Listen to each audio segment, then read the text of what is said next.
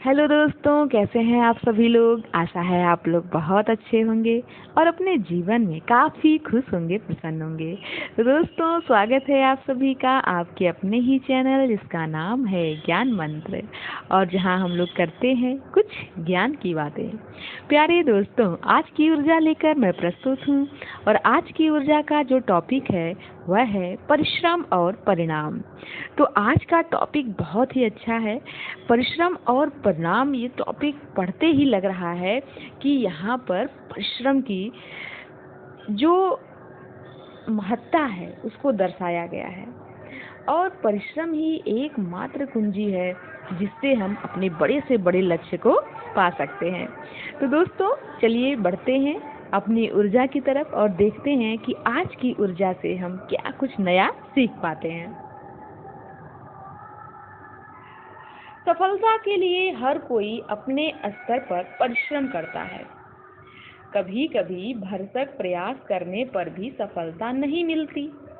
ऐसे में मन में हताशा आना स्वाभाविक है, परंतु उससे भी अधिक निराशा मन में तब आने लगती है जब अपने संगी साथी सफल होते जाते हैं और हम वहीं रह जाते हैं। प्रकृति के नियम बहुत सामान्य हैं। प्रकृति ने हर पौधे पर फल या फूल आने की एक निश्चित अवधि निर्धारित कर रखी है। किसी पौधे पर 6 महीने में फूल आ जाते हैं, तो किसी वृक्ष को परिपक्व होने में वर्षों लग जाते हैं, तब वह फल या फूल देने योग्य बनता है।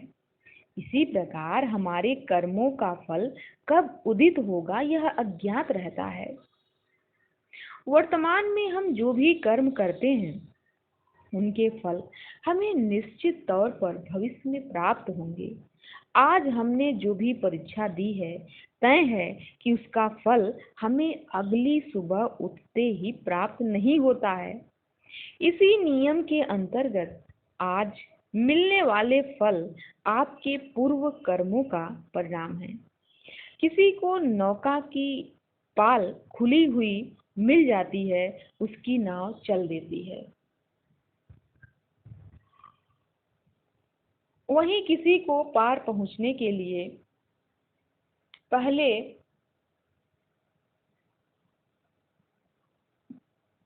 नौका बनानी पड़ती है। इसके लिए भाग्य पर या ईश्वर पर दोषारोपण उचित नहीं है। प्रकृति कभी भी पक्षपात नहीं करती, वह सभी को अवसर देती है। यदि परिश्रम करने पर भी अपेक्षित परिणाम नहीं मिल पा रहे हों, तो यह टटोलना चाहिए कि हम सही दिशा में प्रयास कर रहे हैं या नहीं।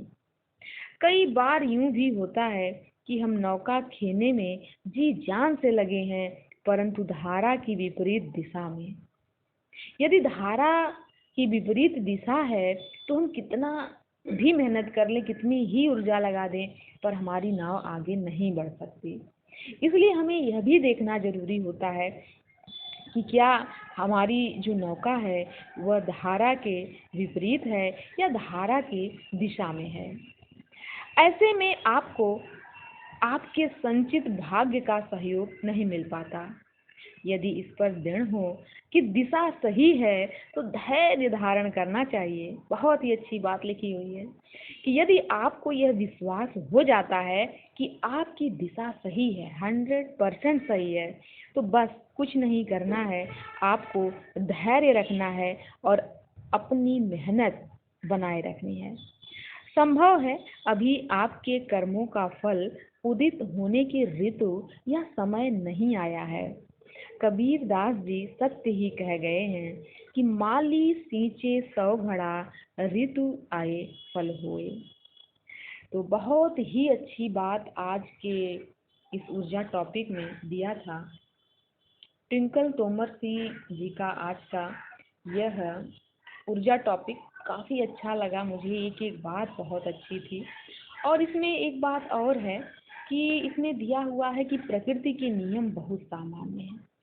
प्रकृति ने हर पौधे पर फल या फूल आने की एक निश्चित अवधि निर्धारित कर रखी है।